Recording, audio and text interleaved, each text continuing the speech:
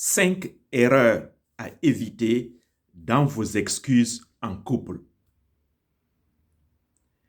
Vous avez essayé de présenter vos excuses à votre conjoint, mais à la fin, vous vous ressentez un peu triste car vous n'avez pas atteint votre objectif. Et pourtant, vous avez mis tout votre effort et toute votre volonté pour présenter vos excuses. Mais cela n'a pas marché. Vous l'avez peut-être vécu ou vous avez vu le même cas chez d'autres personnes. Que s'est-il passé? Ou que se passe-t-il pour que vos excuses n'atteignent pas leurs objectifs? Avant de répondre à ces questions, je vous invite à vous abonner à ma chaîne, L'école de la famille Efata. Je vous invite à commenter, à liker et à partager toutes ces vidéos de l'école de la famille Efata. Nous allons construire une grande communauté de familles épanouies pour un mariage durable.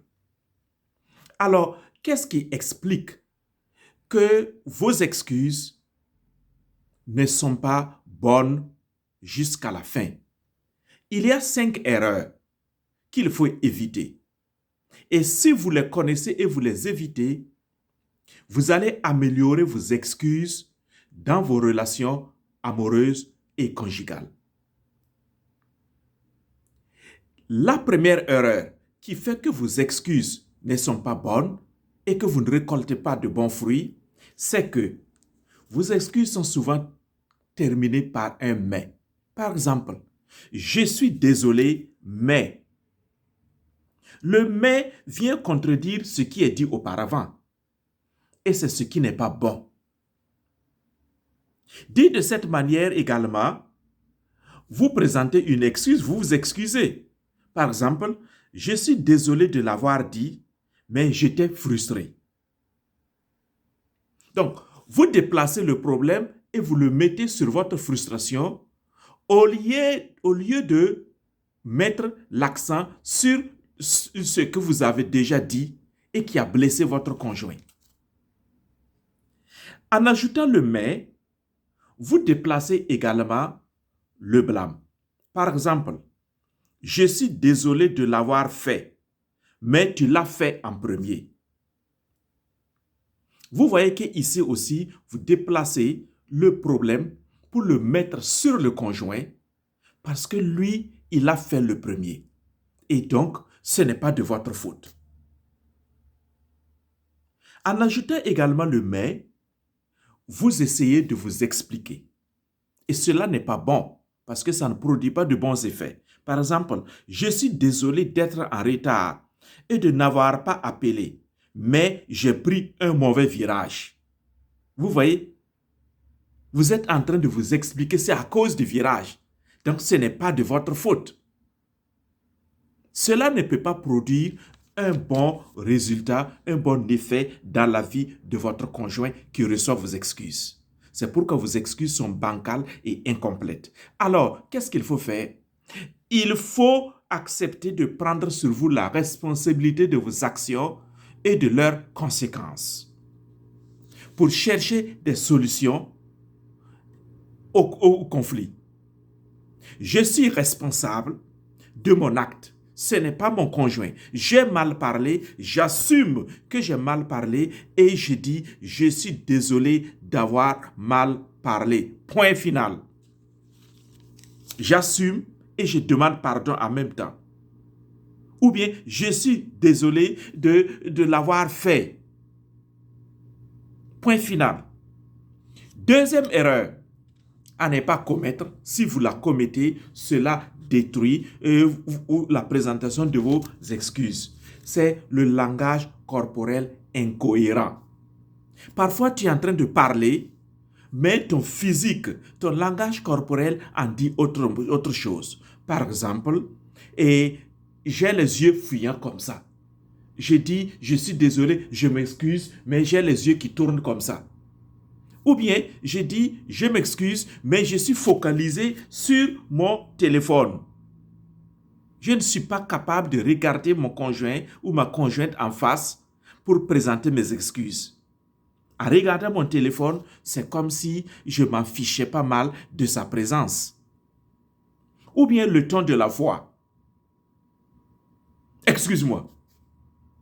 Est-ce que cela peut produire un bon résultat? Non.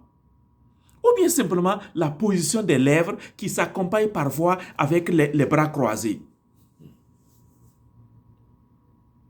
Vous voyez, faire de cette manière, il y a un certain mépris qui se dégage à l'endroit de votre conjoint auprès de qui vous présentez vos excuses.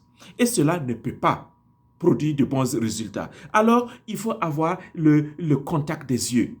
Il faut développer un ton de voix assez chaleureux. Et pourquoi pas le contact physique, si cela est approprié. La troisième erreur à ne pas commettre si vous voulez que vos excuses soient effectives, c'est de s'excuser pour la réaction de votre conjoint au lieu de votre faute. Par exemple, je suis désolé que tu te sentes ainsi. Vous voyez, vous mettez l'accent sur les sentiments de votre conjoint et non sur votre propre faute. C'est comme si vous lui disiez, tu as des sentiments à ce sujet, c'est de ta faute. Vous ne reconnaissez pas l'acte ou la mauvaise parole sortie. Alors, il faut vous concentrer sur vos actions. Et dire par exemple, je suis désolé d'avoir dit cette parole malveillante. Ou je suis désolé de n'avoir pas fait ceci ou cela. Vous commencez la phrase par je suis désolé d'avoir et vous insérez l'action que vous avez faite ou que vous n'avez pas faite. En ce moment, l'autre qui vous écoute reconnaît que vous reconnaissez votre faute. Quatrième erreur à ne pas commettre plutôt, c'est ne pas valider les sentiments de votre conjoint. Par exemple, le conjoint ou la conjointe manifeste son mécontentement et toi, au lieu de reconnaître cela, tu continues tes justifications et tes explications. Ce qu'il faut faire, c'est de dire par exemple, tu as le droit d'être en colère contre moi. Là, vous reconnaissez le sentiment de votre conjoint. Ou bien, tu es en colère contre moi, c'est compréhensible. Vous ne lui remettez pas la faute sur lui, mais vous encaissez la faute en disant, oui, c'est mon action qui a provoqué ce sentiment en toi et je le reconnais. Et donc, pour cela, je m'excuse. Quand c'est fait de cette manière, oui. Mais lorsque vous ne reconnaissez pas, vous ne validez pas les sentiments de votre conjoint, il se met en colère, il manifeste son mécontentement, et vous refusez de reconnaître cela, votre demande d'excuse ne va pas aboutir. Enfin, cinquième erreur à ne pas commettre, c'est ne montrer aucun désir d'amélioration. Vous avez fauté aujourd'hui et vous dites oui, je suis désolé. Excuse-moi, mais demain, c'est encore la même chose qui se répète. Après-demain, de jour en jour, c'est la même chose, la même répétition. Et il n'y a aucun désir de vous améliorer. Alors, cela n'est pas bon. Ce qu'il faudra faire, c'est de discuter avec votre conjoint de la manière dont vous pouvez faire les choses différemment dans l'avenir pour améliorer la situation. Par exemple, vous avez posé une action et le conjoint n'est pas d'accord, n'est pas content de cela. Demande-lui, et comment voudrais-tu que je fasse ça la prochaine fois pour que cela puisse te plaire également? Et là, le conjoint ou la conjointe va te dire comment il voudrait ou elle voudrait que les choses se fassent à son bon plaisir. Là, vous vous mettez dans une posture de vous améliorer et dans une posture de rendre service et de faire plaisir à votre conjoint. Alors, il faut avoir cette volonté et ce désir de mieux faire dans l'avenir. Lorsque vous démontrez cela, le conjoint ou votre conjointe reçoit vos excuses avec plaisir, avec amour. Alors, chers amis, pour bien présenter vos excuses au sein de votre couple, il faut de l'humilité, il faut également de la maturité émotionnelle. Les deux vont ensemble. Et pour ce faire, si tu veux aller plus loin, je te demande, je te présente mon livre sur les conflits dans le couple. La médiation familiale, outil d'amélioration des relations familiales. Là-dedans, vous allez découvrir davantage les conflits et comment réagir devant les conflits et les différents désaccords dans votre couple.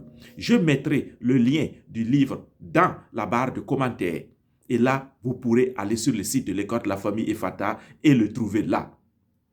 Je souhaite que la présentation de vos excuses soit franche, soit honnête, et que cela ravive la flamme d'amour au sein de votre couple et finisse avec les conflits.